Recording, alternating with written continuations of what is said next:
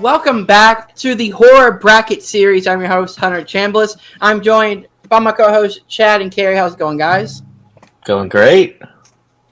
And we have some special guests, Jeremy Adams. How's it going, man? I'm doing good. So glad to be here. It's a fun topic tonight. And then we have John Marr. How's it going, man? Pretty good. Glad to be here for the 70s bracket. I didn't realize, I thought I wouldn't have watched a bunch of these movies, but there's only a handful I had to just revisit. So that was good. Good picks, guys. Yeah. Right. Chad, go ahead and tell us how the bracket series works. Yeah, as John said, we're in the 1970s now. We've gone through the decades here a little bit. We started with the 2020s. Now we're down to the 70s, and I believe this is the right graphic. The 2020s was The Invisible Man. The 2010s was Dr. Sleep. The 2000s was Shaun of the Dead. 1990s was The Silence of the Lambs. 1980s was The Shining. So now we're down to the 70s. We got the 60s and classics left. So classics will be 1950s and older. And we'll see. I think we're probably only going to need to do like 32 of that. But we might actually need to do more. I don't know. We'll have to see what we can compile. We do have a list here, and this one is just 32. I was going to announce we are going to do our overall championship series soon after we get done with this. And so these are all the movies that made the final 8 for each decade. So I'll just keep adding to this as we go through it. And then once we get done with that, then we'll make more videos about the championship brackets. I'm very excited to get to that because, we want to get to more guests. We've had Jeremy on a couple times, I think now, right? Or maybe just the once. No, this is the third. That's right. This is the third. And then John was on a little bit ago too, and then now he's back, and we're excited to have this full panel to figure out what's the best horror movie of the 1970s. So without further ado, we can go ahead and get into the bracket.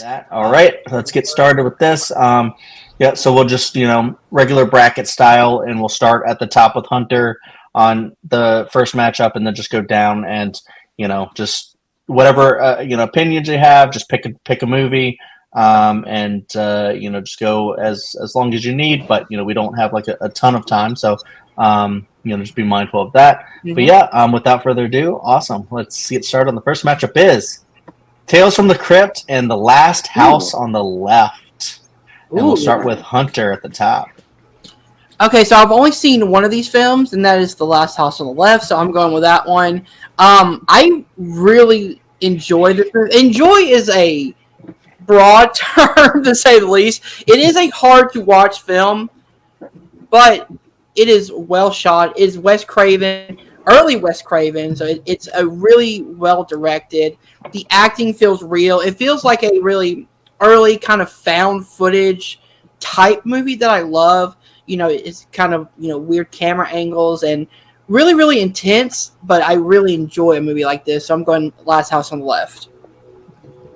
So I do find both of these movies actually pretty interesting.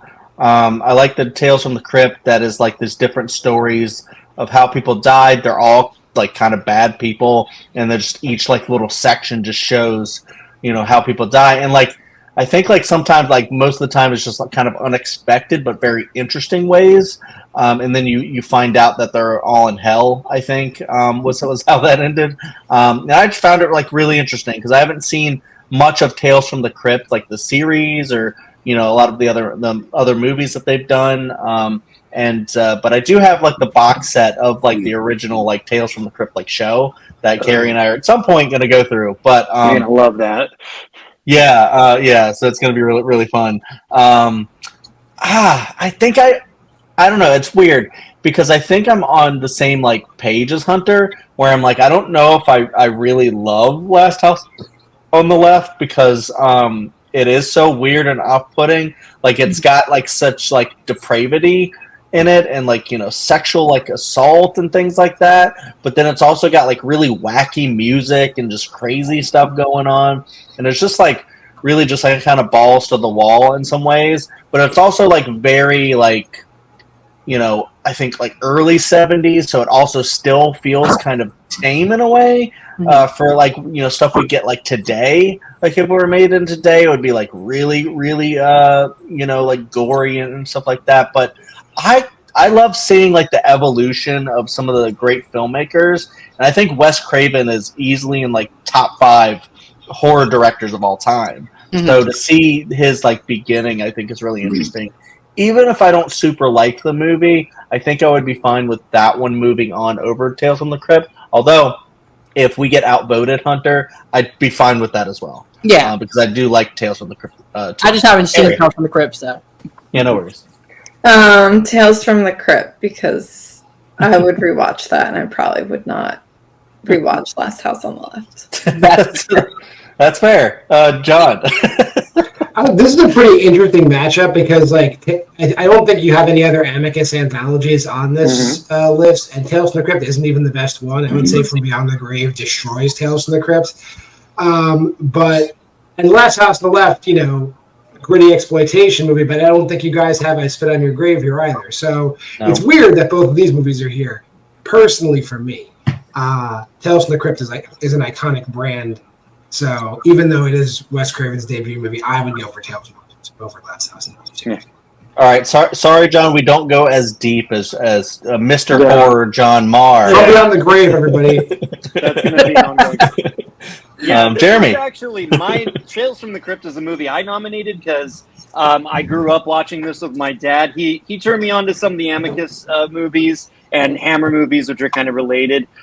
Sorry, John, never saw From Beyond the Grave. I've seen like The House That Dripped Blood and some of the other ones, but yeah, I need to catch up with that one. But yeah, I've just always loved this movie. I think every segment in it is really good. I think it's a different vibe than like the series that would come later, but it's still pretty true to like the original comics from the 50s that they're based on. And it's just cool to get those Hammer actors like Peter Cushing and stuff. And it has Killer Santa Claus like years before Silent Night, Deadly Night. So that's always really cool. I do really like Last House on the Left. I've always thought it was a fascinating first film from Wes Craven. It's a hippie movie, but it's also a proto like revenge, murder, rape. There's so many interesting things going on it. But I just think Tales from the Crypt is really well done. I think all the segments are good. It's got Peter Cushing in it, so I'm going to go Tales from the Crypt. I'm going to flip it to that one. All right, and John, what'd you go with again? I also went with Tales from the Crypt. Mm-hmm. Yeah. All right, so Tales from the Crypt is moving on, and we'll go to the next matchup, which is The Exorcist versus Black Christmas. Cool. All right, so now we'll start with me on this one. Mm-hmm. I'm going to have to go with The Exorcist here. Black Christmas is interesting because it's like one of those like original slashers that's just so influential. Bob Clark did that one, and then he would go on to do A Christmas Story, which is also has like some kind of creepy elements to it. So it's interesting to see his evolution, and then he would go on to do like Baby Geniuses and stuff. So he has a very interesting career. But I do like Black Christmas. I think it's a very well made, interesting horror movie. It's kind of a precursor to Halloween and stuff like that. But I don't always like watching it. I don't know. There's just something to do with like, the phone calls and like how vulgar it is. I'm just like, I just don't like that a lot of the times. But I think The Exorcist is like a masterpiece. It's one of my favorites. It's also very vulgar too, though, in its own way. So it's actually kind of interesting to put these up against each other. But I think The Exorcist is, I don't know, because they're both could be argued to be like some of the greatest like horror movies. But The Exorcist, I think, works for me more. Just on like so many different levels. It's like a drama as a horror, and just like you can watch it on the different levels of it's scary that a demon is possessing this girl and all the things that happen with that. I think the makeup still holds up. When she turns her head around, it's so creepy. If you watch like the director's cut and the spider walk happens, that's creepy as hell. Just a lot of like creepy stuff like that. But then you also have the other level of being a parent and not knowing what's going on with your child, and the fear that comes with that. And Carrie and I have been there, not to that extreme. Elliot hasn't gone that far yet. Knock on wood. Want to walk on the wall yet? He hasn't done that yet, but yeah, I think this is like William Friedkin. It just made a masterpiece here, and just like the cinematography and just like the acting, the performances, just the story. Just I don't know, they adapted this book like incredibly. We did a whole ranking over on my channel, Cinema Chad, too. Of The Exorcist. That Jeremy was there, and that was a really fun ranking as well. But I'm gonna go The Exorcist. I think it's incredible. One of the masterpieces. Carrie. I adore Black Christmas, but The Exorcist is just the better movie, I think, and just such a classic. So I'm gonna go with The Exorcist. Yep, John. Yeah, I mean, without Black Christmas, we don't have Black Christmas or Black Christmas. So but without The Exorcist, we don't get The Exorcist Believer or The Exorcism. So I don't know which film is responsible for more bad films. But that being said, unfair. The Exorcist all day. Yeah, Jeremy. Yeah, I really love both these movies. I didn't see Black Christmas till I was like in my 20s. I was just blown away because it's got like the reappraisal these days, like on the internet and stuff. But I hadn't heard about it that much when I saw it, and I was like, man, this is like one of the best 70s slashers. But I mean, the only way I can phrase this is Black Christmas is a great horror film. The Exorcist is just a great film. Like, it's just one of the great movies of the 70s period. Beside being horror, it's just the performances of everyone in that film. Ellen Burstyn and obviously Linda Blair. So yeah, The Exorcist. But I'm bummed because I would have liked to have seen Black Christmas go higher because it is really excellent. That's true for sure, and actually very well said, Jeremy. That's kind of what I was trying to get out, and you said it. Hunter. So I would have gone with Black Christmas personally, just because like when you look at not only the acting, like Olivia Hussey, Margot Kidder, John Saxon, the cast is really good. It's the really established the slasher genre in the early 70s, but also there is a major storyline in there about abortions and carrier versus the father, and like I love when horror films, especially back in the 70s, can really delve into that and give us a really good movie on top of that. It's not just the message, but also give us a great story on top of that. The Exorcist is great, and it's a movie that I can go back and rewatch, but I think just because of that storyline and because the whole cast, and you have like these badass female women who are really kicking ass in this movie. Like they're not just the damsel in distresses. They really try to take the fight to the killer. I would go with Black Christmas. Hell yeah, for sure. And you mentioned Olivia Hussey. I saw her Romeo and Juliet recently. Oh, I didn't really like it, but my buddy Dylan and apparently Jeremy love it. So, there you go. I'm just not a Shakespeare person. I'm trying to get there. One day. Mm-hmm. But yeah, so we have The Exorcist moving on.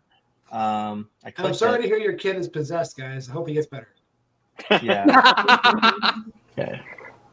All right, Exorcist moves on, and now we'll go to the next matchup, which is The Wicker Man. Not Nick Cage, the original. And Martin. Interesting. Not Martin Lawrence, but just the original Martin. So here we go. And Carrie, you can start with this one. Yeah, Martin's an interesting film, but I don't know, I find it just so uncomfortable and hard to watch, kind of, a lot of it. It is a really interesting film. I think The Wicker Man is such a classic, though, like, of that folk horror genre, and just the characters in it are so interesting and weird, and the ending is just phenomenal, so I'm going to go The Wicker Man. Nice. John? Yeah, these are both really interesting films. I'm going to point out in Martin, like Romero just giving Tom Savini just like full license to just like slice people's arms open. Like I was uncomfortable. I was uncomfortable with Savini's effects in Martin. That's saying a lot. That being said, Wicker Man's a way more complete movie. It's just like everything technically is superior in The Wicker Man. So I have to go. Jeremy. Yeah. I really like both these films, actually. I've always thought Martin was a really underrated Romero. It's one that people kind of forget about, and it's such an interesting take on the vampire myth and just basically, maybe this guy's just crazy and thinks he's a vampire, but then it's almost like the madness spreads a little bit. There's some interesting ideas. The Tom Savini effects are great. But yeah, I think The Wicker Man is just a really unique and powerful British film of the 70s. Again, I think of it more of as a film than I do as a horror film. I mean, it certainly has horror elements, and like you said, it influenced the folk horror genre, but to me it's more of like just a thematic piece about belief and different religions and different cultures and those kind of things, and yeah, great performances. So I will go with The Wicker Man, even though if we were going straight horror movie, I would say Martin fits a little more, but The Wicker Man is just a better, like John said, a more complete cinematic achievement. Mm-hmm. Nice. Hunter. So I've never seen Martin, but I would go with The Wicker Man. So funny enough, I watched the original Wicker Man after I saw Midsommar. Oh, Midsommar, okay. Yeah, and I was like, because I kept hearing everyone like, well, yeah, this has an influence of The Wicker Man. I went back and I was like, yes, I can clearly see, the influence that film, or that The Wicker Man had on that film. I love it. I love The Wicker Man. Christopher Lee is insanely good. The music is catchy. The ending is terrifying, but I also like how it has a story about, being a Christian versus being someone who's a free spirit, and like the battle in between those two completely different walks of life, which I really appreciate. So I'm going The Wicker Man. Yeah, to me, I do think the original Wicker Man is like my favorite version of that story, because I'm classically not like the biggest. Sorry, I can hear someone talking really loudly now. Okay, all right, cool. So we're good. Sorry about that. The Wicker Man is my favorite version of the story because I'm classically not like that big on Midsommar. And the Nick Cage one is just not good, even though it's very entertaining. But I do like this Wicker Man a lot. But I actually kind of probably would have did Martin personally, even though the Wicker Man's totally moving through, because I actually am on that wavelength where I think Martin's like a little underrated. I didn't really know much about it until I saw it, and I was like, oh, this is a George Romero film, which is really cool. And I like the 70s vibe that it gives, and just kind of the free-flowing like nature of it, how it like follows the character, and the character being I'm trying to remember, is he a legit vampire or does it just think he is? They never tell you. It's a little left up, but yeah, I personally don't think he was, but yeah, it's a. I'm with Jeremy. Yeah. So it's basically kind of like a more legitimate like Vampire's Kiss. So yeah, less of like that is. I like that as kind of like a double feature, even though Martin is definitely less of a comedy. But I like how they also make you kind of identify with Martin, and you're kind of sad what happens to him and everything. But yeah, it's actually very close because I like both of these films. I would have given the slight edge to Martin because I think it's a little bit underrated. But The Wicker Man, I think the music is definitely my favorite part of that one. Carrie, do you have an opinion on this? I started. Oh, you started. All right. Yeah. That's right. You said Wicker Man. All right, so we're moving with Martin. I mean, no, sorry, Wicker Man. I was pulling like an objective thing here. No, what am I doing? Martin just won the whole bracket. Look at that. Dude. I really like that. No, I'm just kidding. All right, so now we're moving on to the next one, which is Jaws versus the Rocky Horror Picture Show. I know. All right, and we're starting with John. Let's cut right to the chase. I hope a lot of people watch this video, and I hope I upset a lot of people by saying the Rocky Horror Picture Show is an abomination. and I would vote for any movie over the. I would vote for Troll 2 over the Rocky Horror Picture Show 10 times out of 10. Jaws all day. Wow. All right, Okay, Jeremy. I get to follow that, I guess. I actually love the Rocky Horror Picture Show. Grew up, my parents have the soundtrack, and I listen to it all the time, not knowing what a sexual movie that is. And eventually I watch it, I'm like, oh my God, my parents are having me listen to this all the time. But yeah, Tim Curry's so great in it.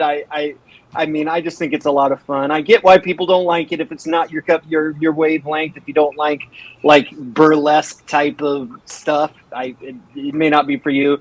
But yeah, I mean, come on, it's Jaws. Jaws is like top 3 movie of all time for me. I mean, it's one of the movies that made me like movies. It's Spielberg. It's everything that you want. So sorry, Rocky Horror, but I'm gonna time warp you out of here. Hunter. This was actually really tough for me because I just watched Rocky Horror for the first time for this bracket, and I was surprised how much I loved this movie. But I'm also someone who loves musicals, and so a horror musical really speaks to me. I love Tim Curry. I love this performance. But as Jeremy said, it is Jaws. Like, a lot of movies are going to have trouble against Jaws. It's an adventure. It's scary. You've got great characters, great music, great, cinematography. I mean, not a lot can beat it, so I'm going with Jaws. I'm on the same wavelength here. This is unfortunate because this was probably like my second time watching the Rocky Horror Picture Show, and I really do like it a lot. Like, I like the music from it. I like, kind of what it says about, like, gender, like, fluidity, and just kind of like, sexual fluidity and all that stuff. And it's very funny, risque. I like the science fiction elements of it. I think is really cool. So it's just got like science fiction. Yeah, so it's That's got my like favorite part of the movie. That song. So it's got like kind of everything in it, and just like an all-timer performance from Tim Curry, and like Susan Sarandon and so many people. Not as much Meatloaf, but he's fun in it. But yeah, Jaws is definitely an all-timer. So I could see that. I'm pretty sure it's going to at least make it to the top 8, but it might make it all the way. We'll have to see how much people love Jaws on this panel. But it is one of the, like Jeremy's been saying, it's just a great movie, even though it's also technically a horror movie. Many people. It's such a good movie that people who hate horror will swear that Jaws is not a horror movie. That's true. Just because they hate horror. And I've been in those arguments. Right. I don't like those people. Yeah. Everyone has their own opinion. It's whatever. But we all agree that Jaws is a horror movie. It's so effective at being a horror movie too, and it just has a lot of great character development, great build up to those scares. Like one of the best jump scares in cinema happens in this movie. It doesn't have anything to do with the shark. Well, I guess it kind of does, but the skeleton. It's like a body in the water. Yeah, it's really creepy, and it also I remember watching this right in the midst of the pandemic too, and it took on a whole new meaning where it was the mayor saying no, keep the beaches open. And it's there's something going on here, guy, and then he's like, nah, it's fine. But yeah, it's a very scary movie, very good movie, and this is just one you can watch all the time and never really get tired of it, just because it's one of the best ever made. Spielberg crushed it. It's the first summer blockbuster. It's an incredible movie. Carrie. Yeah, I love the Rocky Horror Picture Show, but Jaws is definitely the better movie. So I'm going Jaws. All right, perfect. And I learned something about John. He has a crazy hot take. That was interesting. I know quite a few people that feel the same. I'll expand on it later. He had to represent. There's quite a few people feel that way. Interesting. All right. Let me see if I can actually move this on, because we've been having so much trouble with this damn website. Can you just zoom out a little bit? I'm trying. There we go. All right. I just gotta mess with it, and then it just decides to cooperate. All right. Let's get this side done. Just say I think it's more the fandom of the Rocky Horror Picture Show than the movie itself. Mm. Fair. That's fair. All right, moving on to Invasion of the Body Snatchers, which is a friend of the channel, Austin's favorite horror movie, versus the Texas Chainsaw Massacre, Interesting. which I just realized in a little over a month is going to be 50 years old. Mm-hmm. True. So there you go. And we're starting with Jeremy. Yeah, these are definitely two of my favorites. Man, I remember seeing Texas Chainsaw Massacre for the first time, like my early teens, and it's always left an impression. I just think what Toby Hooper did with such a low budget and just like local Texas filmmakers making that film is really impressive. Without the gore and all of the stuff that you get later on in that franchise and in just other horror slashers in general, it's still just so effective. Yeah, I love that movie, but I don't know if it's just me, but I think a lot of people in the last few years have really done a reappraisal of this version of Invasion of the Body Snatchers. I think a lot of people have really grown to realize it is one of the great 70s horror films. I think it's like a paranoid sort of thriller, which there were a lot of great one of those, like political thrillers in the 70s. So it's kind of like drawing on films like the Parallax Views and films like that, at the same time that it's a remake of the sci-fi classic Invasion of the Body Snatcher. So it's got different elements going on, and it's just one of the great casts of that period with Donald Sutherland, rest in peace, and of course Jeff Goldblum and Leonard Nimoy. It's such a great film. Philip Kaufman, the director, just had such a great vibe and atmosphere in that film. It's just pretty much perfect. So as much as Texas Chainsaw Massacre had a huge impact on me, and I love it, and I still think it's really important, I got to go Body Snatchers, which I've just grown to really appreciate that more and more. Nice. Hunter. Jeremy, I'm sorry, I've never seen Invasion of the Body Yeah, Snatchers. check it out. It's definitely on my list, but for that, I'm going for the Texas Chainsaw Massacre. Such iconic lines like "Look what your brother did to the door," which is one of my favorite line deliveries. I think Leatherface is really, really scary in this movie. Like iconic kills, including the slamming door scene. Yeah. I love that it's a kind of reverse home invasion, because these people do invade the store your home, and like it's that kind of twist on that, which I love. But it's also scary without having any blood, which I appreciate. And it's a movie that like you go back and you think it's gorier than it really is, but they have no blood in this movie, which I love. So Texas Chainsaw Massacre. This is a tough matchup, I'll say off the bat, but I don't understand the hype of like the gore stuff. Like it's just like it feels like everyone's like not everyone, but a lot of people are like, it's not scary if there's like no blood, or it's not awesome if there's no blood. And I'm just like, dude, like blood is so overrated in a lot of these movies. Like, the Texas Chainsaw Massacre is scary not because there's a lot of blood, but it's just like there's like a sofa made of body parts. There's like so many different stuff made of body parts around that house and stuff. Grandpa is terrifying. Yeah, the way he looks is scary as hell, and way he moves and everything. Just like the chase scenes are just like so well filmed and scary, and always gaining on her and stuff. Yeah, there's a lot to love about the Texas Chainsaw Massacre, and it's interesting because these two movies, the first time I watched them, I didn't really like all that much at all, and then I watched them again, and I really like both of them. But I think I'm more on Jeremy's wavelength. I think I'm going to go with Invasion, because I kind of like where we talked about like The Thing later on. I think this might actually do like the paranoia of who's who a little bit better than The Thing actually does for me, to be honest, because it's like it deals with like family and people like really well, not being the person that is right in front of you and just being like a copy until they point at you and kind of a deal. And then Donald Sutherland, just like a sneaky like great like horror actor from this decade. And I just really like how that unfolds. Kind of feels like a little bit more like slow burn. too, which is really cool. But yeah, the Texas Chainsaw Massacre is also an all-timer, so this is a very tough matchup. But I'll give the slight edge to Invasion of the Body Snatchers. Carrie. Yeah, both fantastic movies. I really love both of these movies. I do tend to prefer Invasion of the Body Snatchers just a little bit more. I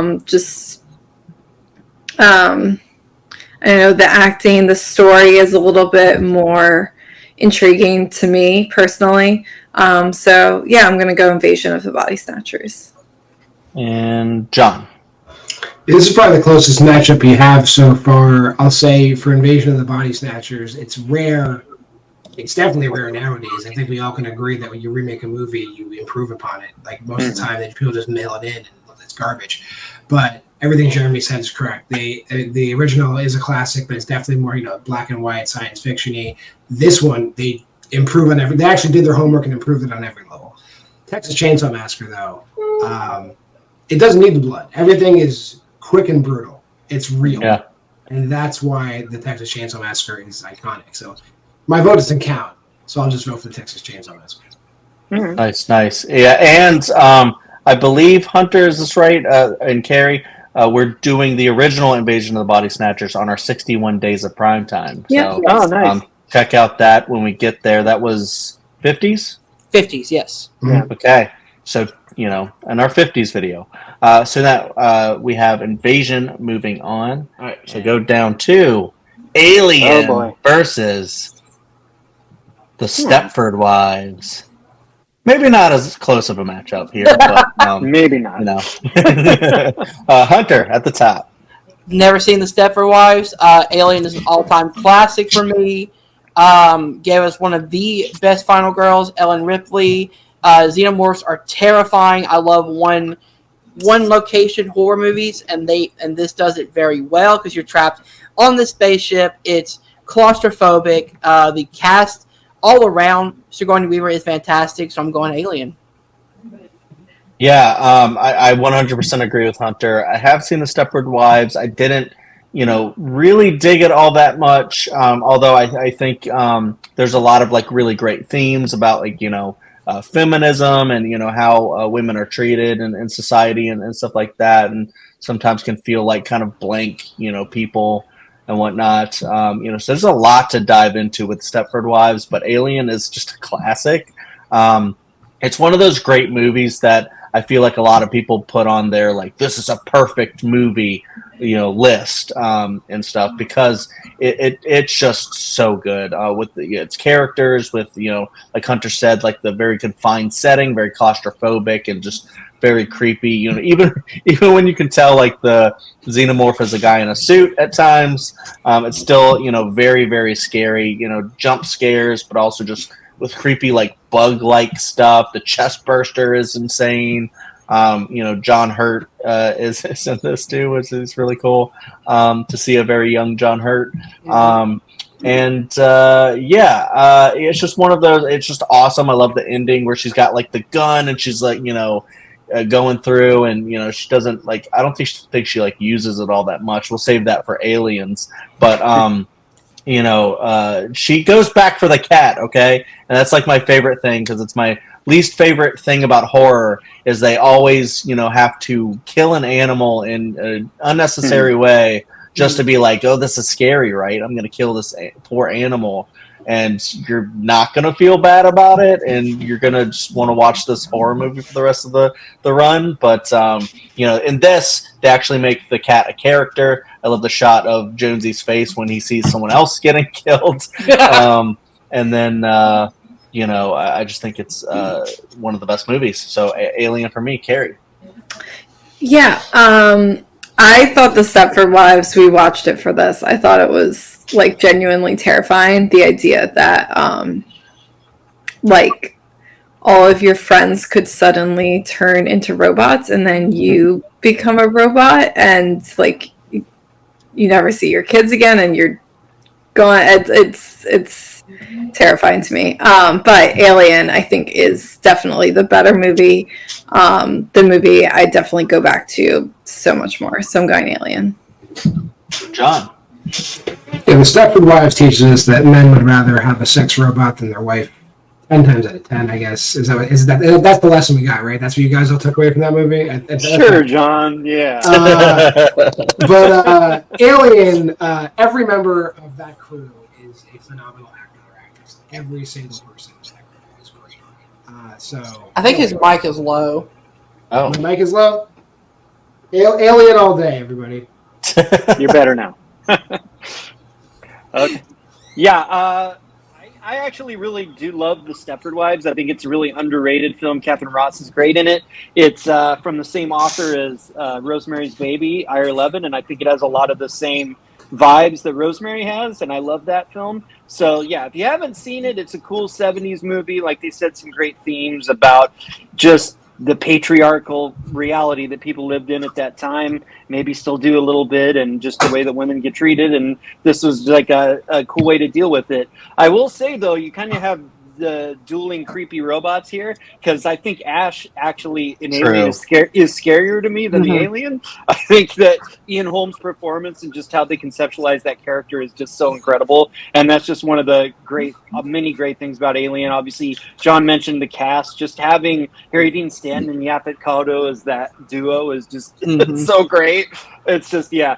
I love a lot of Ridley Scott films. I still think this is probably his best, and it was only his second film, and that is just so stunning. So, yeah, definitely Alien, for sure. yeah. I think the human-alien dynamic is the best part of a lot of the Alien movies. So that's for sure. Great point. I forgot to bring up Ash. All right, and let me go up and then click down. There we go. I figured it out, guys. All right, and now we're moving down to the next matchup, which is Fright versus The Brood. All right, and I think we're starting with me on this one. Fright is like a weird, like, I don't know, kind of like home invasion movie. I think it was. It was like, someone coming back to like stalk a lady. I didn't really get much out of it. I thought it was interesting, but like it didn't really like super work for me. I think I've seen this kind of concept done better later, but it was interesting for what it was. The Brood is one that. So we have a lot of these movies that are kind of like slow burn, like mystery films. Not really like giallo, but kind of like feel that way a little bit.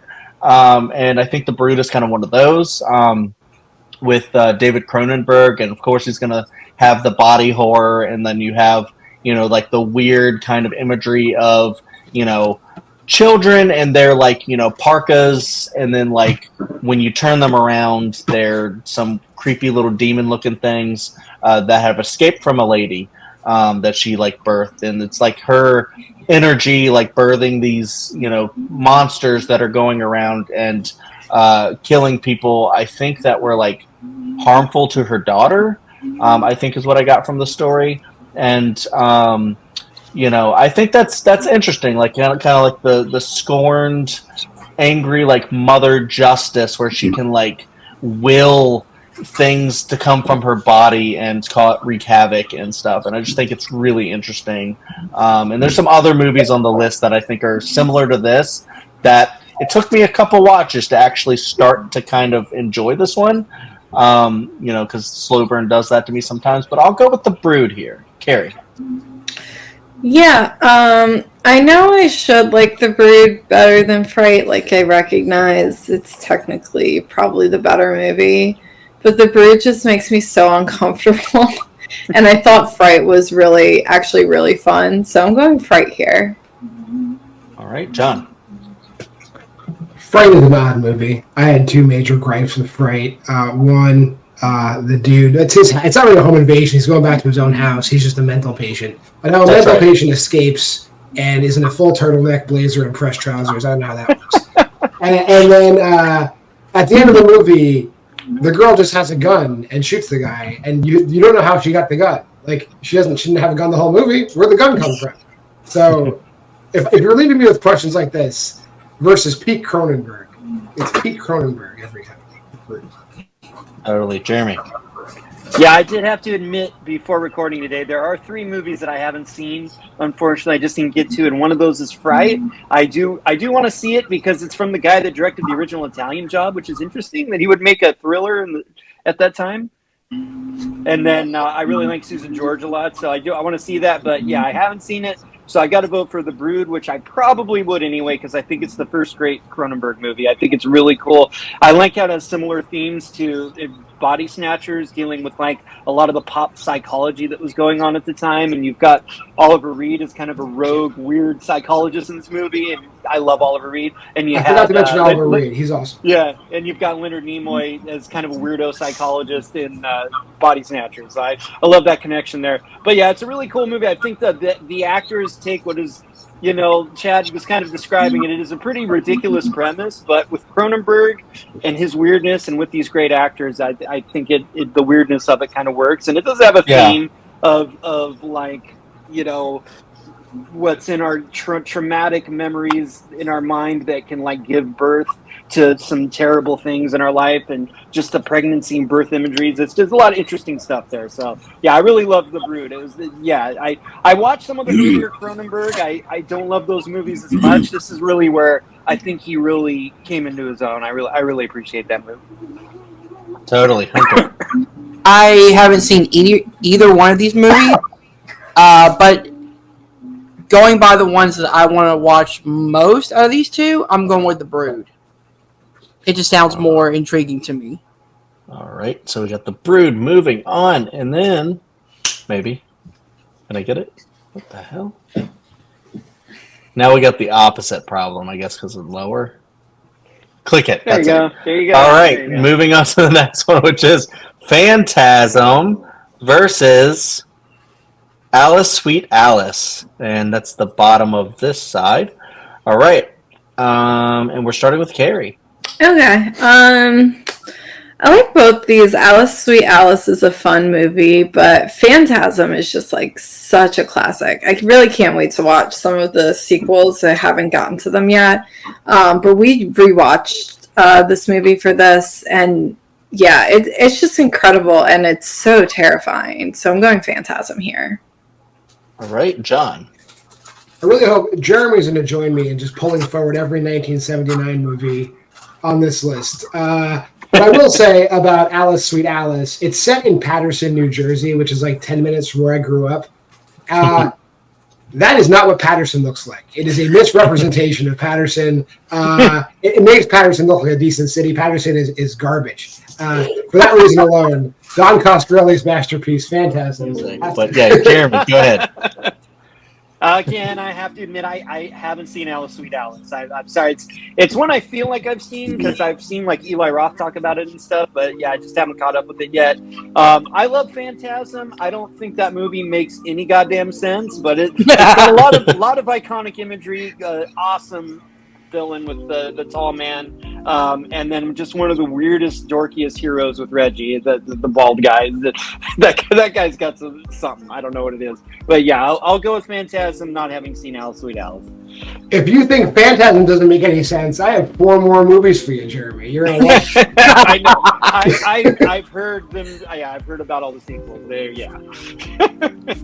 All right, we go into Hunter. I'm the same as Jeremy. I have not seen Alice, Sweet Alice, but I had a blast with Phantasm. The tall man is a really cool-looking villain. The hero is hilariously how bad he is in this movie. But man, this is that B-level type horror movies that I can enjoy, so I'm going Phantasm. Actually, I do like both of these. Alice, Sweet Alice kind of reminds me a little bit of, I think we got in the 90s with The Good Son, Macaulay Culkin. It kind of reminds me of, because it's like an evil little kid, and I'll say... Bloody Birthday style? Yeah, basically. I think you might like this, Hunter, because she's not so nice to her little sister, is all I'll say. And then, there's other things happen, but it's just like an angry little girl, and she's just murderous and just I am going to watch this movie. You should. It's really interesting, and I really like it. I think it's a good movie. Who was it? I think like Brooke Shields is in it, like as a little Brooke kid. Shields is the little sister. Is the little Yeah. sister. And the downstairs neighbor is a delight as well. Yeah. Yeah. Brooke Shields is like little perfect Karen who's got her communion coming up, and Alice is jealous as hell. So it's a really cool movie. It sounds a lot like Bloody Birthday, so I'm going to enjoy this movie. Definitely. It's not as campy, I don't think, but yeah, it's.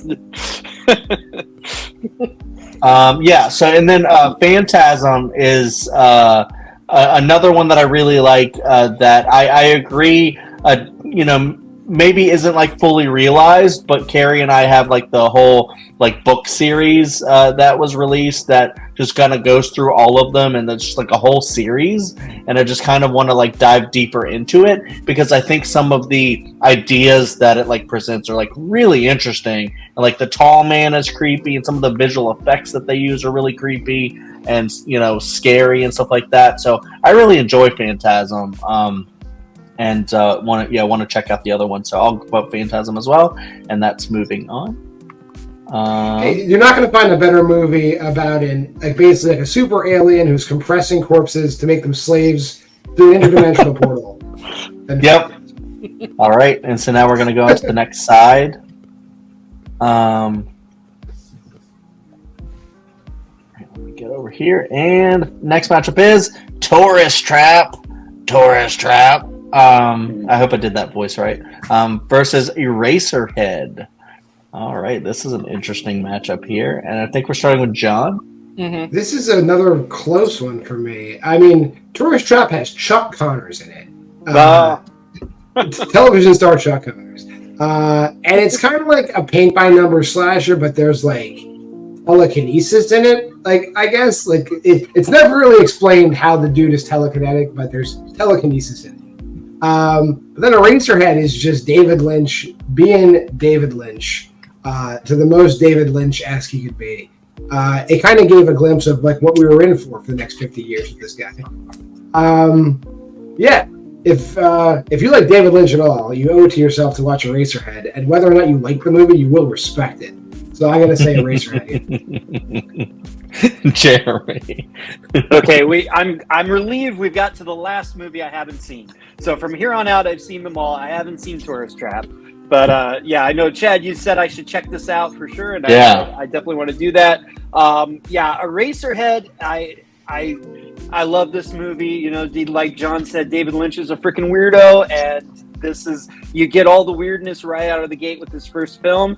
I mean, I don't know if it's a horror movie. Is Eraserhead a horror movie? But I mean, it's certainly like so unnerving to watch that it's like more disturbing and more unnerving than most horror movies. So I guess for that level, I guess it does count. I mean, the lady living in the air vents alone is like, oh my god, it's like, there's just a lot in there. So yeah, I would probably vote for Eraserhead, even if in any case, because I love that movie. Yeah, Hunter.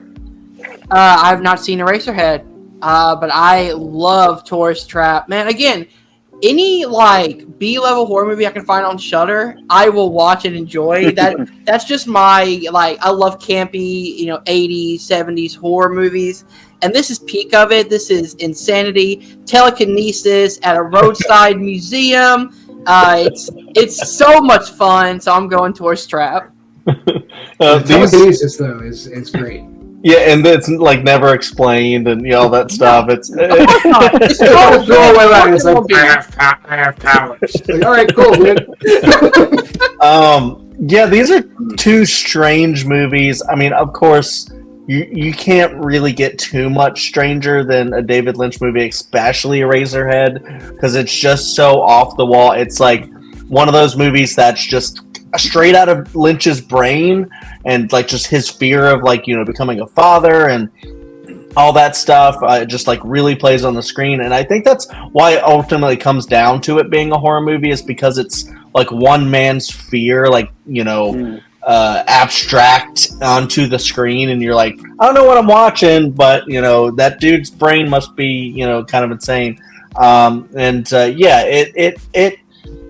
You can't even describe the movie sometimes. It's just got so many weird like stuff, like the sex scene in the beginning is just crazy. What they do with like his head, turning into pencil shavings. I'm describing it and you think I'm crazy, but it's not me, it's Lynch, okay? Yeah, it's a really interesting movie, and Lynch will never explain anything to you. He's like, it's up to you to interpret my movies, okay? Hey, right. And yeah, I think it's a freaking masterpiece. So I am going Eraserhead, just because I think it's just so interesting. The lady in the radiator she scares the shit out of me for some reason. It's the cheeks, I think.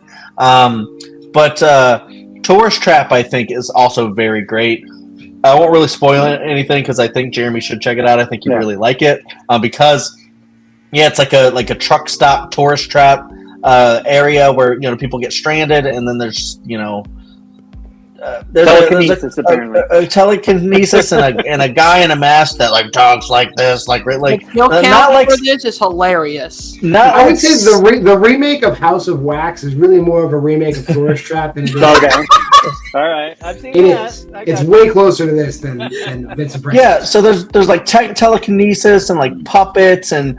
It's weird. It's also interesting because it's technically a PG rated movie, but it's so creepy and scary that it's like not for kids like one bit.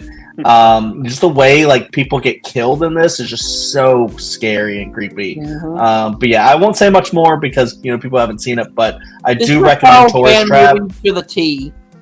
Yeah, and I'm not saying Tourist Trap is like one of the greatest movies of all time, but it's a very fun movie, a very interesting movie. But yeah, it's not going to beat Eraserhead, in my opinion, although I'm sure Carrie will vote Tourist Trap. Carrie? Yeah, because you know me, and Eraserhead makes me so incredibly uncomfortable. I could barely get through the single viewing I've done of this movie. I think I looked away during like significant parts of it, which takes a lot for me to do. Was it when that one woman's going the whole time? I don't remember. Try to block it out. So yeah, I'm going Tourist Trap because I think Tourist Trap is just really fun, and personally, I'm going off of which would I rather rewatch, and it's Tourist Trap. Fair. All right. So, but Eraserhead is slightly actually moving on. If you have a spare 20 minutes, go on YouTube and look up David Lynch cooks quinoa. It's definitely worth it. Just watch one of his weather reports. They're always great. Dude, him cooking quinoa is great. Just his voice and the way he just is. You can watch him do anything. It's going to be entertaining. All right, moving on to Carrie versus the bird with the crystal plumage. Getting some Jalo up in there. Oh, interesting. All right. And we're starting with who are we on now? It's Jeremy. Mm-hmm. Okay, yeah. The only Stephen King movie on here, right?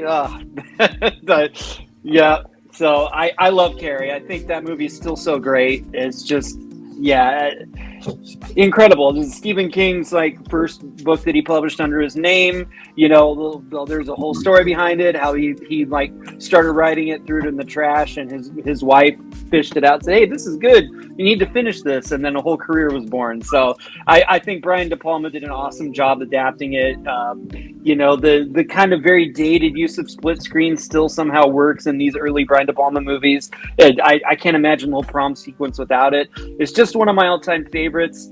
God, that movie is so good. The casting from Sissy Spacek to John Travolta to, of course, Piper Laurie, R.I.P., who is just so incredible in that movie. And it's like you can remake it and cast a great actress like Julianne Moore, and it just won't even be anywhere near what they did in the original Brian De Palma. It's so great. I do really like Bird with the Crystal Plumage. I think it's the first Argento, and it's a really good one. What's the lead actor? Tomas Milian, I think. I really like. He was in some spaghetti westerns too. Really cool movie, but yeah, unfortunately, you're not going to beat Stephen King for me on this. So I'm going to have to go with Carrie. Tony Musante. Oh, okay, Tony Musante. All right, different guy. I was thinking. And speaking of Lynch and Piper Laurie is of Twin Peaks fame. Hunter. So I have not seen The Bird with the Crystal Plumage. I absolutely love Carrie, though. I think just from the cast, like Sissy Spacek, Piper Laurie, incredible. PJ Souls, early on in her career, before I believe before Halloween, correct? 70, yeah. So the first time we saw PJ Souls was in Carrie. I love this movie. I love the idea of it's talking about like growing up as kind of a weird, shy girl, and then her trying to be normal while her mother is not normal at all. Like her mother is pushing this religious, beliefs on her, but she's trying to live her life, and I like that dynamic. The ending with the prom scene is terrifying. Brian De Palma did a great job at, directing the split screen. I absolutely love, so I'm going with Carrie.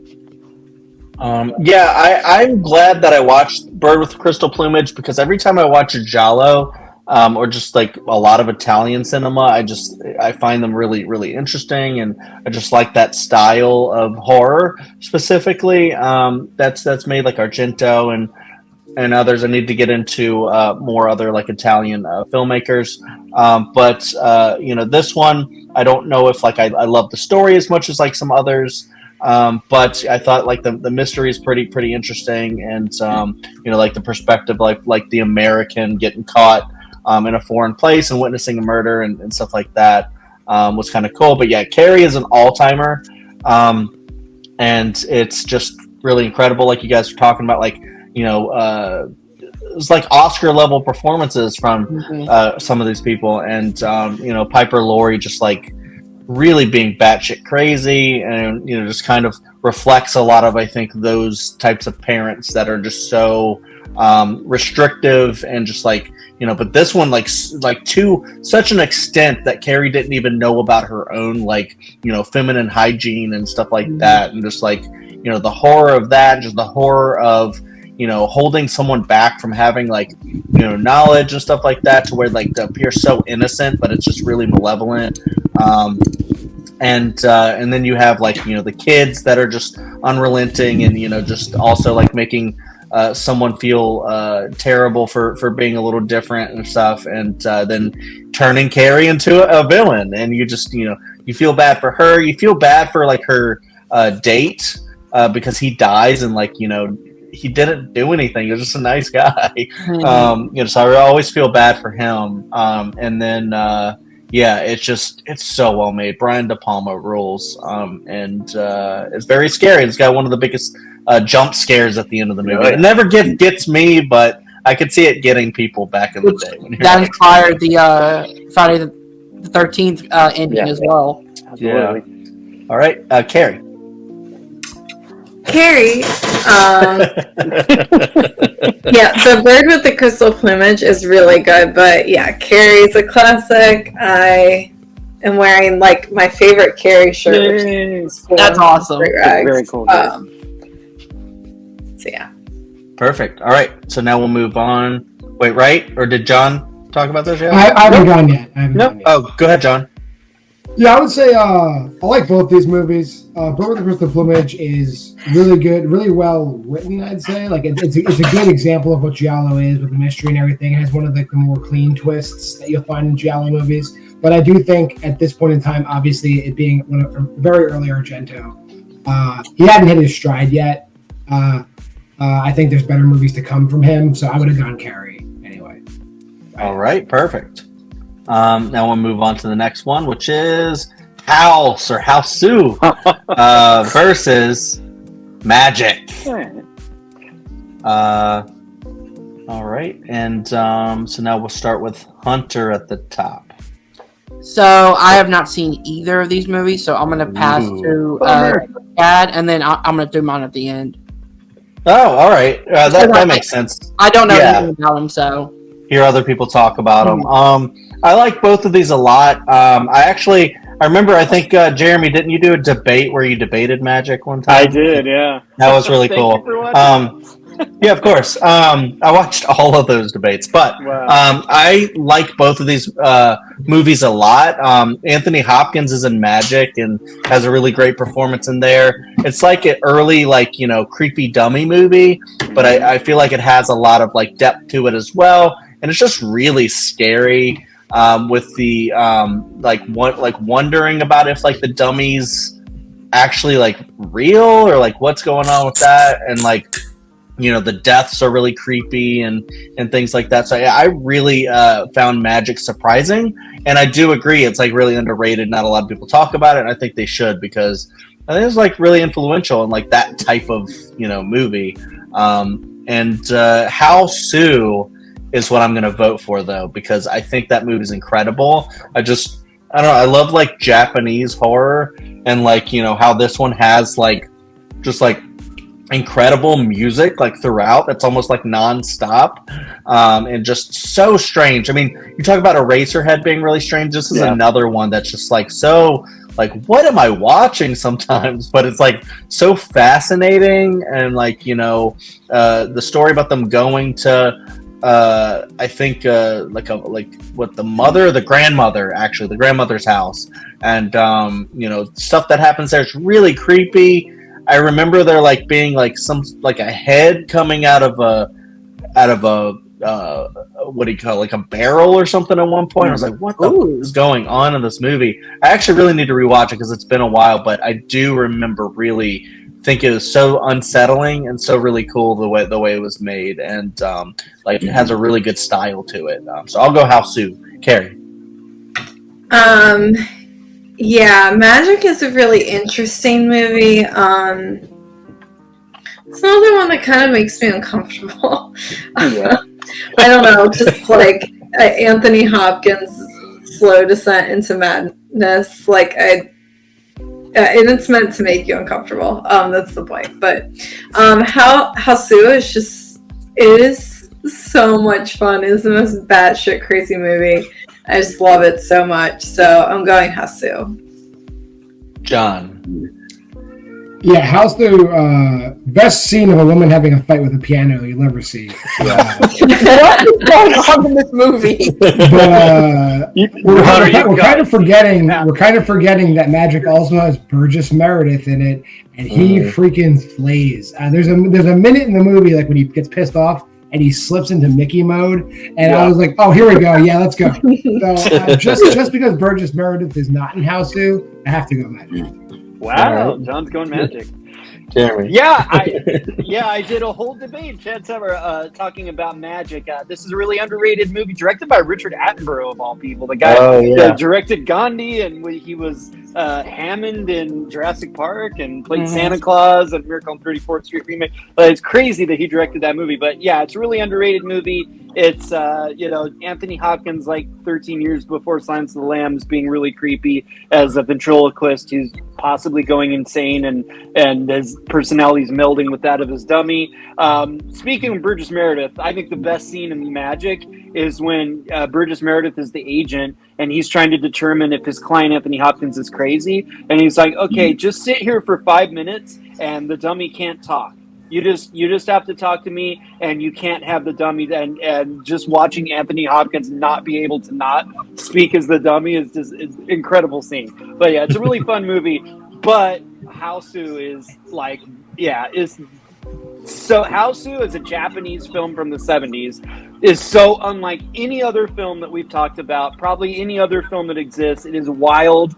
It's just the way that this particular filmmaker approaches horror, and like, haunted house is just so outside of anything that you would ever think of. It's like a lot of the movie is like it's a very colorful, like really high color film, and a lot of it feels like you're watching like a Disney cartoon that like somebody dripped acid into it and it like went crazy. So that's kind of like the vibe that you get watching it. It's great. Yeah, Hausu is an incredible one. And the best anecdote I ever heard about Hausu is that apparently the guy that directed it watched Jaws, and he said, I'm going to make a movie just like Jaws, and he made Hausu. So yeah, I love. So that's where the piano scene comes from. The piano is the shark. Yes, okay, I don't know. Okay. All right. Yeah, I'm going Hausu. All right, Hunter. So after listening to it, I really want to watch Hausu so much now. A Japanese horror movie where someone fights a piano. That's all I have to say. I'm in. I'm going with that one. Yeah, it's really fun. All right, moving on to the next one, which is It's Alive. Oh my god. we talked about Frankenstein earlier, so It's Alive versus Deep All right. Red, another Giallo. All right, and we're starting with me this time. All right, so this one's interesting. Oh man, I do need to rewatch Deep Red. It has been a while, but I remember really liking it as a Giallo film. Just like the music was really cool in it, the mystery was really interesting, and a lot of like the dynamics between the characters are really cool. So yeah, I really like Deep Red. It's Alive was also really interesting. We just watched that like yesterday, and it's so interesting because it's definitely a horror movie, but also feels like a sad drama because like you have like the birth of this like demonic kind of baby or creature baby, and the baby immediately comes out and starts killing people, and so you're like on the thing, you're like just get that thing and kill it. It's like killing people and stuff, but then like you get like it's like a slow burn movie too, so you get like a lot of like the dialogue of people like trying to figure out like the ethics of should we kill this thing or what's going on. And of course you have like the difference where the mom wants to save the baby. It's like, where's my baby? They haven't even told their other kid really anything that was going on. He's trying to figure out what the hell's going on, and then the dad is of course like it's not my child, kill it, kind of a deal. And then he has a whole arc where he's like, this is my child. It's weird. It's demonic, and it's, or maybe not demonic. I don't even know, but it's killing people and stuff. But this is my child. It doesn't really know what it's doing, and having a son, and then seeing this creature play with toys in a nursery, I was like, this is like a baby. I got really like weirdly like parental, like sad and defensive of this thing, and then he wants to protect it, and it's like got it, and it's like it's wounded, and it's like you can't kill it, and then all the cops show up, and you're like, I know like what's going to end up happening, and it's so sad. And Carrie and I were really bummed out by it actually, but I think it was really well made. It's like a slow burn that I really liked, that I thought was done pretty well. This is tough. I'll go Deep Red, but it's just slightly. I like them both a lot. I want to see the It's Alive sequels. Carrie. Yeah, It's Alive. I didn't like it at first, but the movie really grew on me by the end. But Deep Red, I love Deep Red. Like, I don't know. I think it's just a really well done Giallo. The music is absolutely fantastic. Like, I don't know. I loved every minute of this movie, so I'm going Deep Red. And the stuff they did with like the mirrors and stuff was really cool. Yeah. John. It's Alive is we're kind of burying the lead with it. Vicious takedown of Big Pharma, because the baby's not a demon; it's mutated. That's right. Yeah. Because of bad birth control pills. So take that, Big Pharma. But Deep Red is like Argento at his like in his stride. Like this is like that whole arc where it's like this Tenebrae, Suspiria. So I don't think It's Alive holds a candle to Argento at this point in time. So I'm Deep Red. Yeah, you could tell I wasn't sure about the demonic thing. I was like, that can't be right? It's bad birth control pills, everybody. That's the plot. Watch out for bad birth control. Jeremy. Yeah, It's Alive is a really like kind of cool movie. It's early Larry Cohen, and I really like Larry Cohen. I love like some of the stuff he made in the '80s, like The Stuff, which we talked about on another episode. I unlike Carrie, I think It's Alive peaks at the beginning because I just love the birthing room scene where it's just killing everybody. It's so awesome. And then I think the film loses a little steam after that for me, but it's cool. But yeah, I agree with what everyone said. Deep Red is actually, pulling back the curtain, it's my favorite Argento. I think that movie is just awesome. Everything you want from the Giallo. I think David Hemmings is the lead, and it is really great. He's in a really classic movie called Blow Up.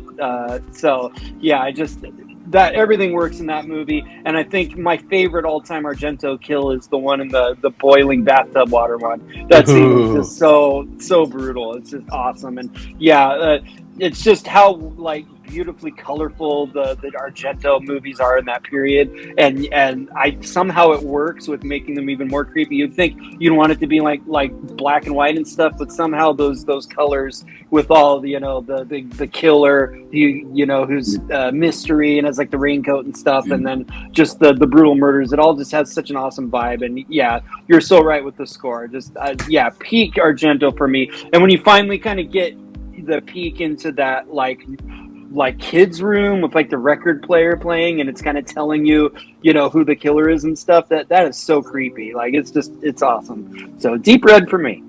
Yeah, totally. One of the big questions I had from It's Alive that I forgot was whatever happened to Milkmen? Why don't we have that anymore? Hunter. So I've never seen It's Alive, but I really love Deep Red. It's my second favorite Argento film. I still think Suspiria is like the peak for me because that was the first one I ever watched. But Giallo is a really weird subject for me. There are some that I really love, others I can't really get into. This one is one I can really get into. The music, the acting, everything about it. The mystery is really, really good, so I'm going Deep Red. All right, totally. Deep Red is moving on. Boom. All right, figured it out. And moving on to Phantom of the Paradise. Are finally here to against The Omen. All right, I know where Carrie's going on this one. Speaking of Carrie, you can start. Okay. Yeah, as Chad knows, like Phantom of the Paradise is a movie I know I should love. Like I love horror movies. I love musicals. You put them together and I should love it. And Brian De Palma, and I love most of his stuff, but I don't know. Something about it is so frenzied, and I just can't. It stresses me out to watch it a lot. The Omen was one of like 3 or 4 horror movies I had on VHS as a kid. So I have seen this movie so many times. It is one of my all-time favorites. I'm going The Omen. Totally. John. As much as I despise Rocky Horror, I love Phantom of the Paradise in the exact opposite direction. Take My Money, Winslow Leach hitting meat in the face with a plunger in the shower. Everything I love everything about Phantom of the Paradise. Not taking anything away from The Omen. I guess The Omen I would put over pretty much a lot of other movies here. But I just because I think The Omen's gonna win, I'm gonna throw my vote for Phantom of the Paradise because it is an absolute blast. I love that movie. Totally, Jeremy. Yeah, I mean, I was defending Rocky Horror earlier, but to me, Rocky Horror is like here and Phantom of the Paradise is like here. I love that movie. I saw it like there used to be these like old cable channels called Encore, and I remember seeing it in the 90s. I didn't even know what it was, and I watched, I'm like, a De Palma movie I haven't seen? And it just blew my mind. This weird, wacky musical rock adaptation of Phantom of the Opera. It's so good. And Paul Williams, who wrote the songs, just one of the great songwriters of that period, did the songs in the Muppet movies. What a crazy double feature that would be. Phantom of the Paradise and the Muppet movie. Yeah, I love it. It's a great cast. Garrett Graham is such a weirdo actor who's in a lot of great comedies and stuff. He's like the lead performer at the Paradise. He's great in it. Jessica Harper, really, we're going to talk about her again in another movie, but she's just one of the great heroines of a lot of horror and weirdo movies of that time. Love Phantom of the Paradise. Look, The Omen's a great movie. I grew up watching it with my dad. It's riding the wave of all those demonic movies. They had to do one about the Antichrist, and he's a creepy kid. Love it. Love Gregory Peck, but I just think that there's some corniness in that movie. It doesn't quite 100% work as much for me as it used to, although there's the Jerry Goldsmith score is absolutely iconic. There's some great kill scenes. You've got David Warner in there. There's a lot of great stuff, but I don't know. There's something about Phantom of the Paradise that it's so my jam. And it's got like the split screen and stuff of the early De Palma films, and he uses it in really fun ways in that movie too. So I'm actually with John. I'm going Phantom of the Paradise. Totally. Hunter. So I've never seen Phantom of the Paradise. But it's a horror musical. I'm definitely gonna check it out. I've never even heard of this film, so thank you guys for putting it on here so I can. Never heard of it. Yeah, I've never heard of it. So You watch your diploma, Hunter. I'm gonna have to. But I love The Omen. I've watched it multiple times. Always scares me when I watch it.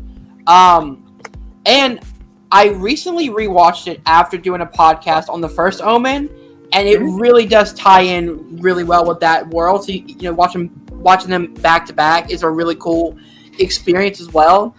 Gregory Peck is great. Richard Donner directed the hell out of this movie. The score by Jerry Goldsmith is incredible, so I'm going The Omen. Okay. Yeah. So never fear, guys down below. I'm going Phantom of the Paradise. Whoa! Wow. I didn't want to delay it. I will quickly touch on The Omen. I think The Omen is very well made. It's a really interesting movie. I like the whole Antichrist aspect of it with the 666 and the hairline.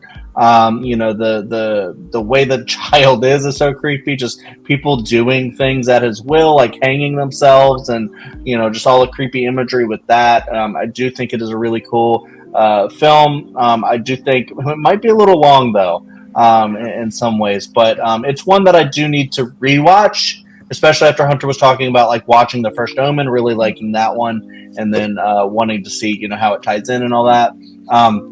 Yeah, Phantom of the Paradise, I think, is my favorite version of Phantom of the Opera. I haven't seen that many versions of it, to be honest. But I have seen Phantom of the Megaplex, which is a Disney Channel original movie that I really love. And I saw it in London with Carrie on the actual musical. Didn't really dig it. I'm not an opera person, but this one where you substitute opera for rock music, and it's kind of a Rocky Horror-esque musical where it's very science based, and you get to see the guy go from this really inspiring musician who's really into literature and music, and he's so talented, and he's explaining what Faust is to people, and then he goes down a really dark path when he's he has his music stolen from him, and is abused, and then he turns into this phantom, and it's a really cool scene to see him go there, and then to see him trying to get revenge, and falling for that one girl, and stuff like that. I love the opening sequence. It's a doo-wop kind of vibe to it, which I think is really cool. I love that style of music, like a Frankie Valli and all that is really cool, and just one of the great openings to a movie. And and I love how it plays out. It's just got such a really cool style that Carrie doesn't love, but I do. And we just I tried to put it on again to be like, Carrie, just give it another chance. And she's like, I just don't like that style. I can't get into it. So I get it, but I found out I really love Phantom of the Paradise. It's one of my favorites. So yeah, there's no way I wasn't going to vote for it. I mean, there are other movies on here that I'll probably vote above it, but it ranks very highly for me. So Phantom of the Paradise. I'm definitely going to have to check this one out. Yeah, you'll if you love Rocky Horror, you're gonna love that one for sure. All right, moving on to we talked about it. Suspiria versus okay, Yeah. the original Halloween. All right. And we'll go to there's other ones called Halloween. There's two others called Halloween now. John, I think, is starting on this one. Mm-hmm. I like both of these movies, and I originally was kind of down on Suspiria, and I'll tell you why. But as an adult, I like it a lot more. Halloween is Halloween, though, and I'm gonna probably vote Halloween only because I cannot stand the dubbing of the version of Suspiria we have. And it's a really nitpicky reason to not like the movie. But some of the scenes are dubbed so horribly, it takes you out of the movie. Halloween is in English the entire time. And it's the characters speaking in English. It's not dubbed over in English. So I'm going to give John Carpenter the edge here for not doing that to his movie. Yeah, I had a bit of an unfortunate experience with Suspiria. The first time I saw it, I was 18 or 19, and I got it on VHS, and I'd heard all this stuff. oh, it's so classic. It's scarier than The Exorcist. It's this classic, great horror movie. And I watched it, I'm like, I didn't get it. I think it was too hyped up for me, and I wasn't really well versed in giallo and Italian horror at that time. I've grown to appreciate it over the years. I've gotten to understand more of who Dario Argento is and see his giallo films and other later films he did, like Phenomena and stuff, where it's a little more supernatural. So I do appreciate Suspiria now. Jessica Harper, who is in Phantom of the Paradise, is a great lead in it. But yeah, it's still not my favorite Argento. I some really awesome sequences in it, but it still doesn't quite get me. So yeah, I have to go with Halloween, John Carpenter's. That movie's so great. I mean, just taking, what some filmmakers had been leading to the slasher. You had Texas Chainsaw, Black Christmas before, but just from that very first scene in Halloween with the point of view killing from young Michael, from that scene on, you knew you were seeing something new, like a new genre just being created, because John Carpenter was just such a master in a way that a lot of those other young filmmakers just didn't have the eye that he had. So yeah, still love it. Love Jamie Lee Curtis. It's just still such a great movie for me. So gonna go Halloween. Totally. Hunter.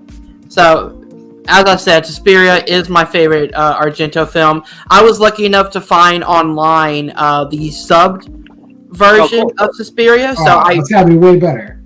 It is a lot better. Because normally with like international films, I love finding the subbed version of it because that's the intended way to watch the movie. The dubbed, if it's the only thing available, I will watch it. But I was lucky enough to watch this. Quick question, Hunter: was Jessica Harper still speaking English though, or is she dubbed into Italian? So it was weird. She was dubbed in Italian, but they had like the subtitles of what she was saying. So partially dubbed.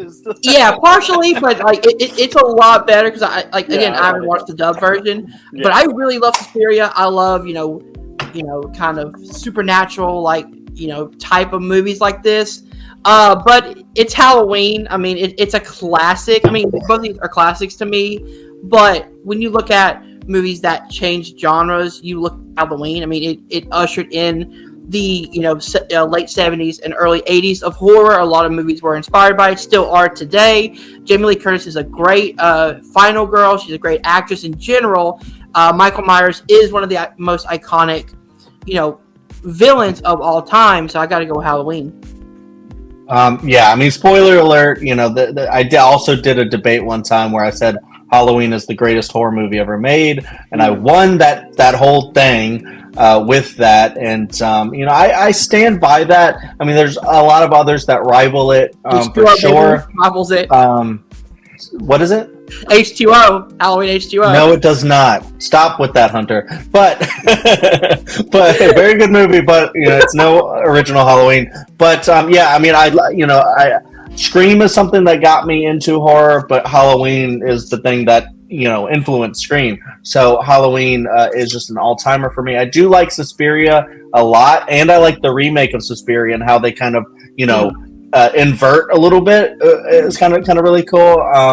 So I do like that one. But yeah, Halloween is an all-timer. Like a perfect screenplay. I think the only flaws people generally find with Halloween are the way that the girls talk, but I feel like that's kind of naturalistic to how girls tend to talk a lot of the times. But otherwise, it's a pretty perfect movie. It's so smart the way it's written, and I just love how in the screenplay, the villain's referred to as the Shape, and you only hear Michael one time in the movie, and it's just a perfect heroine villain dynamic, and it's just the way it's shot is just so incredible, and I could really go on about that movie, but I won't. Carrie, what do you say? Yeah, I love Suspiria, but Halloween is one of my all-time favorites. Watch it multiple times a year. So going Halloween. Oh yeah. All right, and John, you started with this one, right? That's correct. All right, cool. So Halloween moves on. Let's go down to Don't Look Now, or you can, but don't look at versus Dawn of the Dead. All right, that's not the end. All right, cool. And that's Jeremy. You start. Yeah, this is tough. these are two very different movies that completely different vibes. I love both of these. Don't Look Now, Nicholas Roeg, a really interesting, very artistic filmmaker, set in Venice. Donald Sutherland, Julie Christie, kind of a psycho drama about a couple that goes to Venice to try to get over the death of their child, and then some possibly supernatural things start happening and some killing, and just like the weird kind of intercutting and cutting back and forth in time that Nicholas Roeg does in that movie is great. I think Donald Sutherland, one of his great roles. I just think he's just heartbreaking in that movie. I love it's. It's not for all tastes. It's kind of, I know you guys have been talking about how some of these movies are kind of off-putting and hard to watch. I think Don't Look Now is intentionally, it's about grief, it's about trauma, and it's not the easiest watch. Although it is Venice, so it's very beautiful, but yeah, it's a tough film. Dawn of the Dead, I mean, yeah, George A. Romero created the zombie genre with Night of the Living Dead, and then he just made it, a whole other thing with Dawn of the Dead. Just this big Technicolor, just awesome zombie movie. It's so creative, and just the genius idea to have it go to the mall and have them be in the mall and be the zombies being kind of a commentary on consumerism. And I so much of it is even more fitting now to think about than even it was then. So yeah, it's really the big gory comic booky fun movie versus the intellectual film is tough, but I'm going to go Dawn of the Dead. You're totally Hunter. So I've not seen Don't Look Now, so I got to go with Dawn of the Dead. But Dawn of the Dead is fantastic. I kind of compare Dawn of the Dead to Aliens, and then Night of the Living Dead is more like Alien, where it's this one's more action horror focused. But it's so much fun. Tom Savini is hilariously great in this movie. It's set in a big mall, as Jeremy said, having the zombies tie in with consumerism. I love that dynamic. So yeah, I'm going with Dawn of the Dead. Yeah, I mean, as Hunter said, Dawn of the Dead also has its themes and stuff like that. It's very smartly made. I mean, it's interesting how they kind of made it a little bit as they were going and stuff. So it's got kind of that energy to it. But the makeup effects and all are so good. I think Flyboy at the end is one of the greatest zombies ever. Just that acting is so perfect. I don't even know how he did that with walking on his ankles or whatever and stuff, and just creepy as hell. And I love the music, the score that is in a lot of the Gorillaz albums and stuff. I just like the vibe too of when they're not just in the supermarket fighting them, but when they're just sitting there in their kind of bored, just sitting around well, this is kind of what our new world is. We're just bored, just nothing to do, collecting supplies, I guess. So yeah, there's a lot of style with Dawn of the Dead, and I'm gonna pick Dawn of the Dead. But really quick with Don't Look Now, I think it's just a really challenging movie, and it's one that's I think it's in the top 250 of the Sight and Sound list. So it's up there as one of the great movies, and it's one that I really want to kind of dive into. I have the Criterion for it and stuff, and I was watching it for the second time. I didn't get all the way through it, but I was digging it more on the second watch. Yeah, I'm not certain sure if they need the 5 to 10 minute sex scene that they were having in there. I was why are we going through this? Why are we going through this right now? But it's about grape, Chad, right? Okay, all right, yeah, you're right. But yeah, Dawn of the Dead rules, and I love it. Carrie. Yeah, Don't Look Now, I should give it a second watch, but it's very hard to, Chad tried to put it on last night, and I was no, I can't watch this right now. It just starts out so brutal. But Dawn of the Dead, I love it more each time I watch it. I mean, it's just so fantastic. So I'm going to go Dawn of the Dead. Totally. All right. Wait, John, did you talk yet? Not yet. All right, go ahead. I think Don't Look Now is a great film, but how are you going to say no to Zack Snyder? So Dawn of the Dead. Gotta go with Ty Burrell. So we're going to Theater of Blood Ooh. versus Bay of Blood. Lots of blood going on. It's random. It's random. I don't know how this happened, but it's random. Theater of Blood versus Bay of Blood. And we're starting at the top with Hunter. So Hasn't seen either. I have not seen Theater of Blood. I have seen Bay of Blood. I see Bay of Blood is very, very good. It's kind of an interesting, like, almost pseudo slasher, which is very fun to me. So I'm going Bay of Blood just because I haven't seen Theater of Blood. Yeah, this was interesting. I have seen both. We watched both of this for this. I think this was my first Mario Bava film, and I really liked it. I thought that the slasher elements were really cool. It's just a really, really interesting movie. I thought the ending was kind of like crazy with like the kids, thinking it was a fake gun, but it's a real gun. And they're just like, hey, you're playing, and stuff like that. Yeah, it's really well made. I really like Italian cinema, but just Italian horror. I think it's really good. Theater of Blood. I think I'll go ahead and pick Theater of Blood, though. I think the reason I'm going to pick that is because it was terrifying. Like, it's just like a guy pissed off about like the critics and is going around killing people. Or not just a guy, but like the whole like troupe was doing this, and they're just like really crazy. And the way they were like killing these people in like very like artistic ways. Like the one kill was. They sawed a guy's head off while he was sleeping in the bed next to his wife.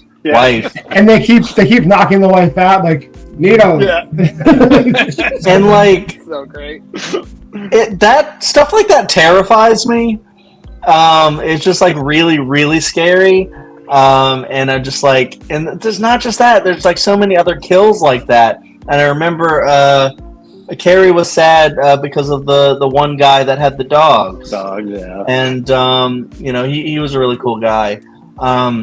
So we actually like fast forwarded through that part. But it's a very creepy movie, and I thought it was really, really interesting. So I'll go Theater of Blood. Carrie.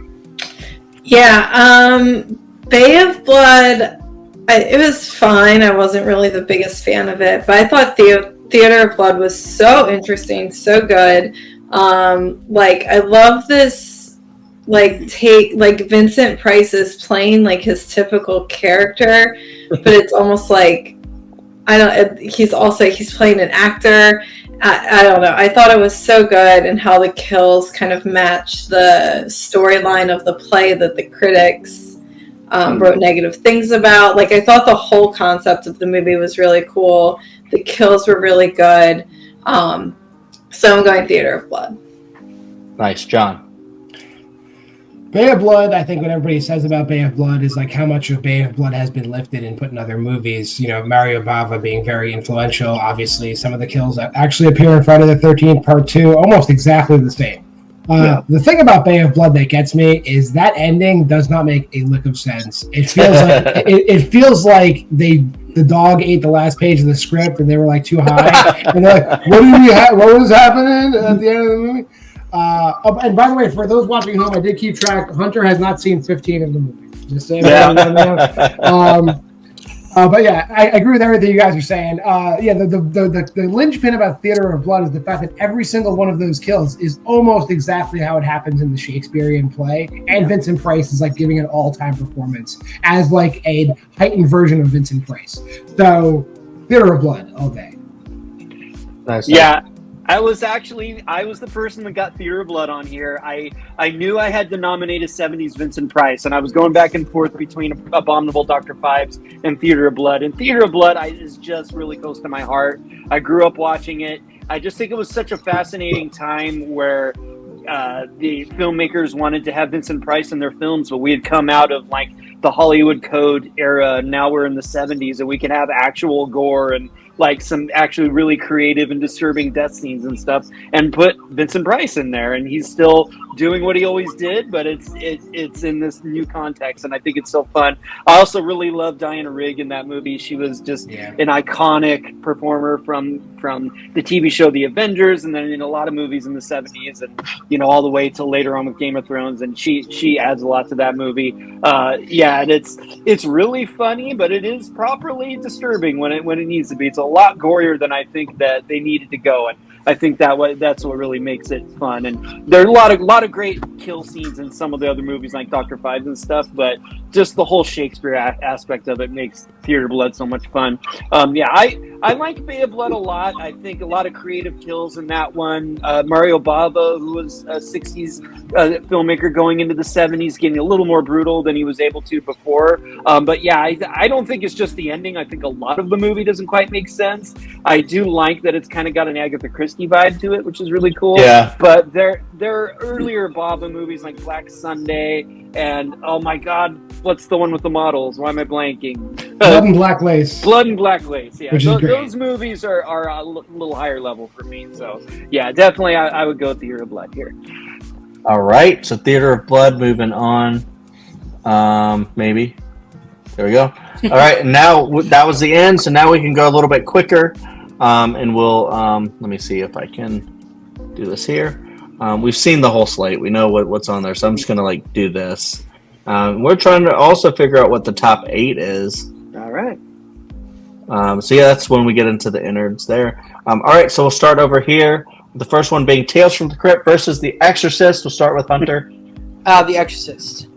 All right. I'll also go The Exorcist. Carrie. The Exorcist. John. Yeah, I can't. I mean, I love Tales from the Crypt, but I gotta go with The Exorcist. And Jeremy. I feel like I have no heart, but I have to go with The Exorcist. All right. And now we'll go down to The Wicker Man versus Jaws. I'll go Jaws.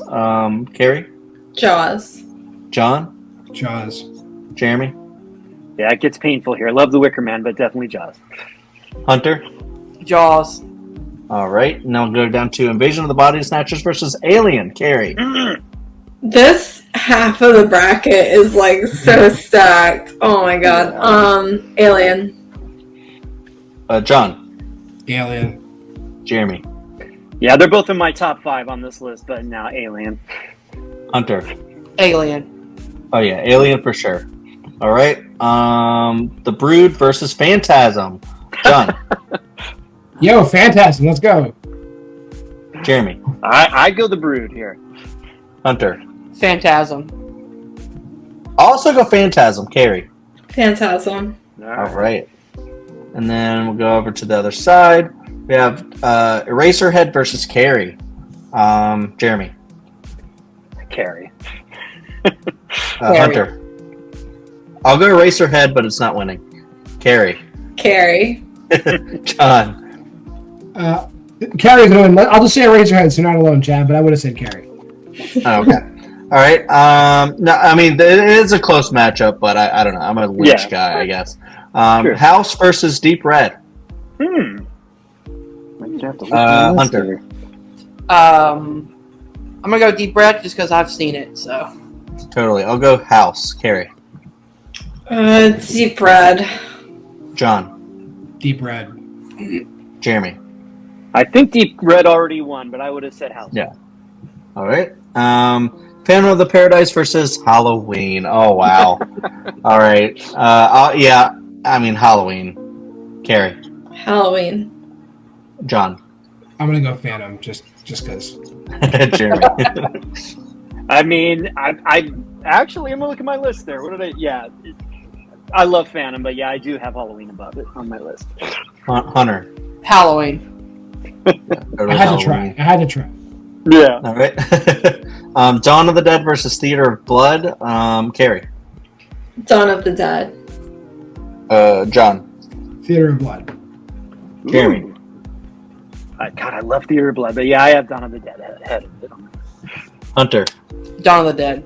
Yeah, Dawn of the Dead for me as well. Our top 8 is that is the top 8. There's The Exorcist, Jaws, Carrie, Deep Red, Alien, Phantasm, Halloween, and Dawn of the Dead. That's a solid top That's 8. pretty cool. Yeah, Totally, a nice totally mix solid. of different things. I like it. Mm-hmm. Yeah, I'm gonna go ahead. What just happened? Oh, still there. My bad.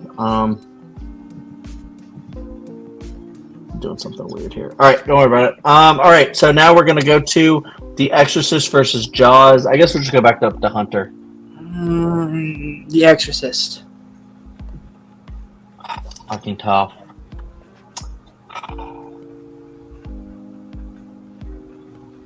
I'm thinking about more like the horror. I'll go The Exorcist as well. Carrie, Jaws. John, Jaws. Jeremy. Deciding food. Number one on my thing here. Jaws. All right, Jaws. going Not mad forward. at it. Yeah, for sure. I was tough. It was a tough one. Alien versus Phantasm. Oh, no. Wait. Yeah, so it's me. I'll go Alien. Carrie. Alien. John. I feel it would be silly to not go Alien here. Jeremy. H.R. Giger forever. Alien. Hunter. Alien. All right, now we go up here. Carrie versus Deep Red. Carrie. Carrie. John. I'm gonna go Deep Red. Jeremy. Gotta go Carrie. Hunter. Carrie. I also go Carrie. I always laugh when I say Carrie, and she goes I know. Carrie. Carrie. I honestly didn't know if you were giving your answer or if you were going to her. All right, and then we go to Halloween versus Dawn of the Dead. John. Romero versus Carpenter. I think I gotta go Halloween here. Jeremy. Yeah, they're right next to each other on my list, but I do have Halloween one spot ahead. Hunter. This is tough. I'm gonna go Halloween. I'm always gonna go Halloween, pretty much, probably. Carrie. Halloween. All right, so this is the top 4: Jaws, That's Alien, top 4, man. Carrie, and Halloween. Yeah, it's a crazy good top 4. Yeah. And then I just will go back to Hunter. Jaws or Alien. Alien. I'll also go Alien. Carrie. Jaws. John. Alien. Oh, Jeremy. yeah, I can't be mad either way. It's my number 1 and my number 2. I would have said Jaws, but they're kind of tied. Yeah, they're both that's so totally, great. They're totally fair. All right, Carrie versus Halloween. I'll go Halloween. Carrie. Halloween. John. So is Chad voted for both? Halloween. Jeremy. Probably shocking no one. Carrie. And Hunter. Halloween. All right, Halloween. So now, that's a top 2. There you go. Top 2. Oh, man. All right. Alien versus Halloween. Carrie. Start. Halloween. John. Alien. Jeremy. I kind of gave it away already, but Alien. Hunter. This is really hard. Alien. All right, that makes me super fucking sad. Sorry, because buddy. that's not the right movie, but it's okay. I would have gone Halloween. You made the top although 2. You made the top 2. It definitely did. Although the greatest horror movie ever made did not win. It's okay. Alien is a very great movie as well. Didn't it And come out in I'm- the 70s? I'm happy to have seen it. Have seen it won. I'm bummed if you can't tell, but that's okay. Alien is also like one of the all timers for sure, and it has won our 70s bracket. So that's great. That's like this has been such a long time in the making to get this bracket done. So I'm glad we can finally do it. And then now, and I'll stop sharing the screen. But now we have our 60s bracket next. And that'll be the last one before we do a big classics, where we dive into a lot of the older ones.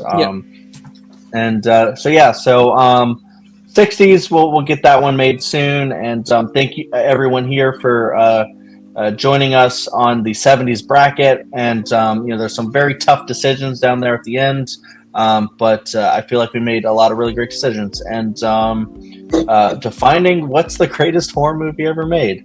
I don't think we'll be totally there until we get done with our championship series, but This journey has been long and difficult, but it is so much fun. yeah, for sure. All right, so yeah, we got a couple of minutes, so let's go ahead and do some quick plugs. John? Why We Love Horror. That's the name of the channel, Why We Love Horror. And over there we have Why We Love Horror and Why We Love Horror Trivia, and you'll find all these fine folks over there, and we do other shows. Horror Headlines live every Tuesday. Me and Hunter do that. You'll see that on every platform. Hey, and vote for me in the Face of Horror competition, please. I'd appreciate it. Just go to my page. You'll see that I plug myself there. I don't want to spell out the whole freaking website, but do that, please. Daily. Yeah, totally. We're big fans of Why We Love Horror over at Welcome to Primetime. Jeremy, plugs?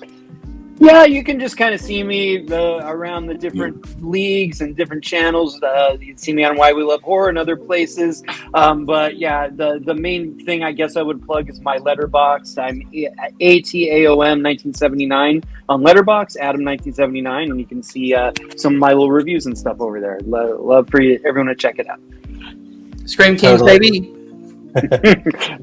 Totally, for sure. Always great to have these guys on the brackets, and you know they're always welcome. If they want to come on the 60s, that would be a lot of fun as well.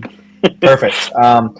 Cool. So yeah, let's go ahead and we don't really need to plug much here. We're always on here, but definitely check out all the other videos like on the channel. We're slowly rolling stuff out, trying to figure out our vibe and everything, but we do have this big decades bracket series we're doing. We also have our 61 days of primetime we've mentioned before that we just started. We just recorded the first video. I'll have to release that soon, and then we'll dive deep. We're also doing decades for that, going from the 30s to the 2020s, and trying to watch a lot of movies we haven't seen before. So I think that's going to be really fun to dive into those and give first impressions of that. And and I was just gonna say we just finished our Buffy the Vampire Slayer series, and Hunter has finally watched the entire series. And he's a fan now, which I'm excited about. So if you love Buffy, go ahead and check out those videos, although we do have some in the archives that I'm trying to release as classics that you can go ahead and watch through each season. There's a lot of videos there. But Hunter, what were you going to say? But also check out Sinister's Horror Stash, which is a show myself and Sinister Alex Miller do, where we pull a movie out of his stash and just review it. The last one we did was 2024's The First Omen, which is out on the channel right now, so go ahead and check that one out. Yeah, they have some great conversations over there. Check that out for sure. And, I don't, Carrie, do you have anything that we're missing? All right, cool. So sounds good. We finally got done the 70s. Check us out on the other ones with the 60s and so on. And Hunter, go ahead and close it out. All right, guys, if you did enjoy this, please hit the like button, subscribe, and welcome to Primetime. And remember, stay scared.